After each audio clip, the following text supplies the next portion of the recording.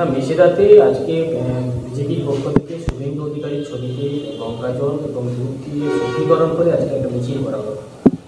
আপনারা যে গত বুধবার যে মিছিল করেছিলেন, যে সভা করেছিলেন, সেখানে শুভেন্দু অধিকারীর ছবিতে জুতোর মালা দিয়ে তারই প্রতিবাদে আজকে মিছিল, কী বলবেন? শুনুন, তাদের রাজনৈতিক চিন্তাভাবনাতে তারা এটা করেছে। আমরা মনে করি যে আমাদের নেত্রীকে যেভাবে তারা কুশপুত্তলিকা দাহ করে জুতা মেরেছিল, আমরা তার প্রতিশোধ হিসাবে আমরা আমাদের বিরোধী দলনেতা শুভেন্দু অধিকারীর গলায় আমরা জুতার মালা দিয়ে করতে পারি। কারণ যাদের রাজনীতিগত রুচিগত দিক যারা শুরু করেছে প্রথম জুতার রাজনীতি, তারা হচ্ছে বিজেপি। সেই বিজেপি যতই দুধ দিয়ে শুদ্ধ করুক না কেন, শুভেন্দু অধিকারীকে বাঁচাবার আর কোনো জায়গা নেই।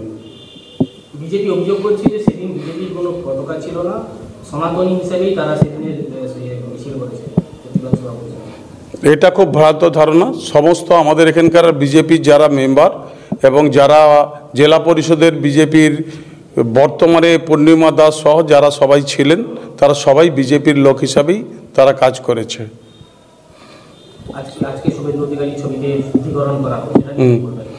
আমি জানিনি একটা মানুষকে কতবার শুদ্ধিকরণ করেন, কারণ তিনি নিজেটাই পুরোটাই অশুদ্ধ। তাকে শুদ্ধিকরণ করার জন্য শুধু এক ঘটি দুধ দিলে হবে না। ওকে যদি ভারতবর্ষের যত গরু আছে সমস্ত দুধ নিয়ে এসে ওকে মাথায় ঢালা হয়, তাও ওর শুদ্ধিকরণ হবে না। আপনারা কি কোনো পাল্টা কর্মসূচি ভাবছেন? পাল্টা কর্মসূচি আমরা নিশ্চয়ই ভাববো।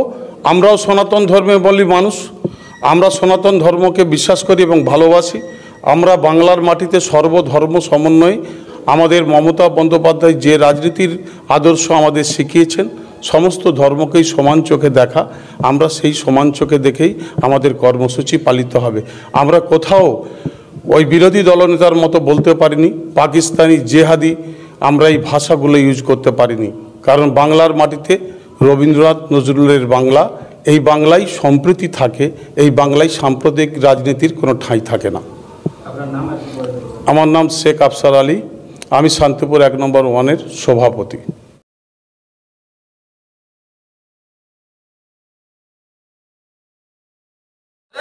মোদি জিন্দাবাদ জিন্দাবাদ জিন্দাবাদ।